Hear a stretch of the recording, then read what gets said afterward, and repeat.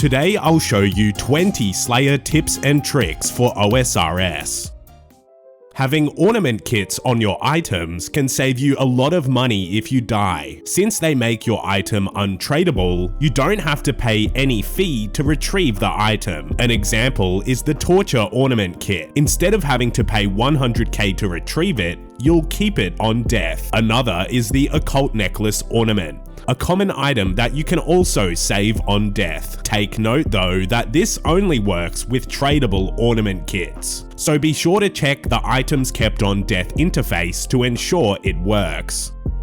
Goading potions improve burstable tasks since the monsters automatically gain aggression. This increases your XP rates since you don't have to spend any time getting the monsters to attack you. However, these potions are extremely expensive right now, currently going for over 100k per potion. So if money is an issue, you might want to wait a little bit before trying these. In a single-way combat area, you can cannon from a safe spot and it will shoot as if it's multi-combat. This can speed up your Slayer XP rate, and you can do this in the Chasm of Fire, in Neve's Cave, and more. To reload your cannon faster, you can use your cannonballs on it, and this will instantly process them into the cannon. Clicking on your cannon to reload it takes a couple of extra seconds, and it also takes you out of combat. On certain Slayer tasks, the monsters have increased drop rates on rare items. For example, the Basilisk Jaw drop from Basilisk Knights is usually 1 in 5,000, but on task, it's only 1 in 1k. The same goes with the new Araxites. The Arania boots are 1 in 4k, and it drops down to 1 in 1.6k whenever you're on task.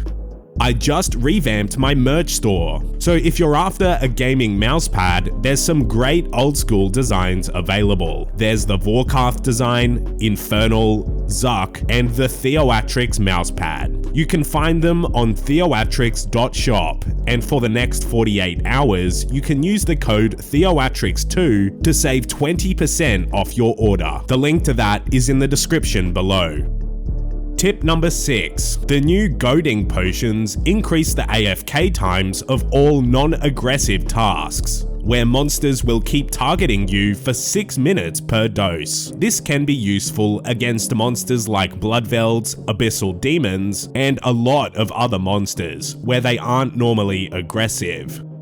Prayer regeneration potions make Slayer even more AFK, where you can sustain protection prayers for longer periods of time. You could previously only AFK for around 5 minutes with full proselyte, but with prayer regeneration potions, that becomes at least 7 minutes. Aside from the well-known burstable monsters, you can also burst Dagonoths and Jellies in the Catacombs. The method is similar to all of the other burstable monsters. Despite the fact that you can only deal damage to Turoths and Kurasks with leaf-bladed weapons, the Saradomin Godsword special attack will still heal you and regenerate your prayer for what you would have hit, even though you will hit a 0. Doing Partner Slayer with a coordinated duo partner is a lot faster for points than doing Solo Slayer, but if you want XP, Partner Slayer is not the best. So in a duo, you can do Wilderness Slayer or Turael point boosting together, and it's faster because the total monsters required to kill doesn't double in duos, so you can complete tasks a lot faster. You can do some Slayer tasks in the Nightmare Zone. You can fight black demons or trolls within the minigame, and they count towards your task. It's a good way to gain some AFK combat XP while you're there, since you can use overload potions. Do not skip your Jad tasks if you're going for experience. With an average time of 40 minutes in the fight caves, you'll average 60k Slayer XP per hour, and that's a lot more than most tasks. But if you ever don't feel like doing a Jad task, it's always a free skip by entering and exiting. You should bring your Explorer's Ring to burstable tasks so that you can alch items while still being on the Ancient spellbook. The 4th tier of the Explorer's Ring gives you 30 high alch charges per day, and the ones below it are low alch, which is still better than nothing.